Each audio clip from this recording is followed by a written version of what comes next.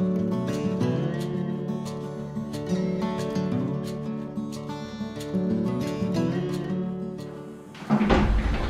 everybody, and welcome to day number 11 of the Lincoln Rehab. So we got our doors back on the closet, as you can see. Nothing too fancy about those doors, but I'll tell you what we did do. This closet wasn't painted, and so while we had the doors off, while we had just everything stripped out of it, we decided to paint it the same antique white as the walls out here, and we also got the molding all painted in there. So that was just a little extra thing that we decided to do, just because, hey, you never really get a closet empty, so make the most of it when you do. We started to pull up the paper where we got our molding and trim, all of that stuff painted, and that's really kind of, I don't know, things are happening really quick here. A lot of people ask me about that gripper paint that I mentioned that goes over oil base. So here's a quick picture of it.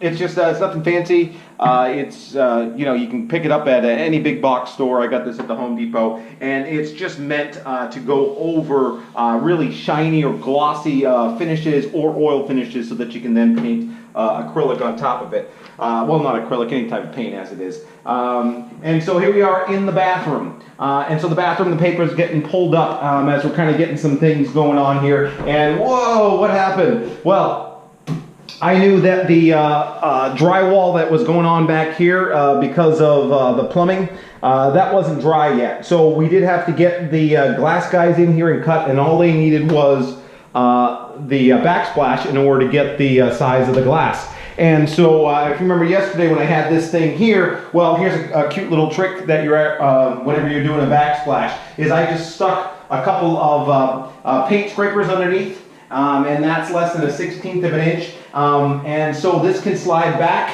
and you can pull it out so that I can finish that wall paint behind it, which is going to make it a lot neater.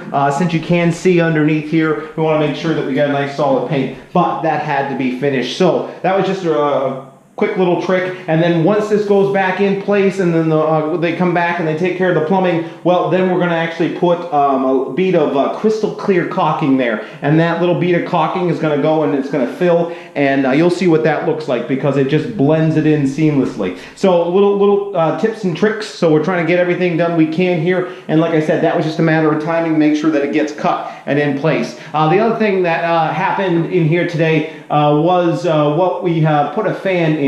There was a fan here. It was an older fan, and it just really wasn't blowing the air out anymore. So they wanted to put in a new fan, and then when we did open that up and take a look at it, we saw that instead of a standard 4-inch tube, it was a 3-inch tube. So we upgraded that tube to 4 inches, so now we got a lot of air that's blowing through, and in order to do that, we had to make 2 pilot holes here so we could get our hands in and we could get that tube. So that's got a little bit of plaster on it, and that's really where we're at now, is just getting all of our plaster levels up. This is got its final coat right now. It's sanded, it's smooth. The ceiling up there is all smooth, so I think tomorrow we'll get one last rub down with a 400 grit sandpaper, and then we're going to go to priming and painting that. And then once this paints, everything gets painted, and that's why I'm waiting to build this tabletop here, because I want to get all the walls painted behind and top, and then also the ceiling, so then I don't have to go around things, and that's just going to make things a little bit quicker. Speaking of those tabletops, well, we got them pulled out over here, and unfortunately the lighting's not too great, but well, we can see this one here. So these were built at the shop. These are a northern white fir, and so they're put together and they're distressed, and they're using a weathered wood look. And because of the length of these, we decided to breadboard them just to give it some stability, and then just really stop those from wanting to bend over time. And that's really something to consider when you're in a high moisture environment like a bathroom, laundry room. The other thing that we do with these is I also seal the back sides. Now, most people don't pay too much attention to the back sides, but I actually run the polyacrylic on it and I seal it so that if there's any moisture that gets behind it or top of it, now the entire board is encapsulated, and that's going to really give it a lot better shelf life. Well, Thomas the plasterer, he's still going strong in the garage, and well, we've been in a heat wave here. It's an end of the summer heat wave, so He's it's running a little bit slower than he was expecting, but I told you we'd kind of take a quick look in there. So here's a little video of just going in there, and then yeah, we're just checking it out. And he put down tar paper, which I'd never seen that before, because he's going to be doing a lot of plastering. He didn't want to damage or stain the floor, and I said that's perfectly fine. We are going to seal it later on with a epoxy paint.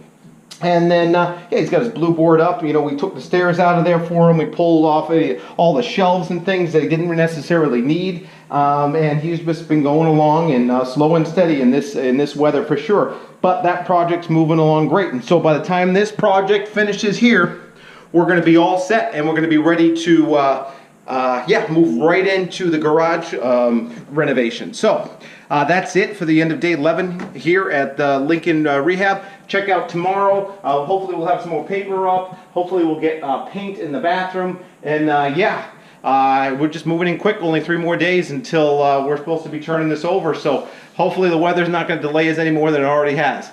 See you tomorrow.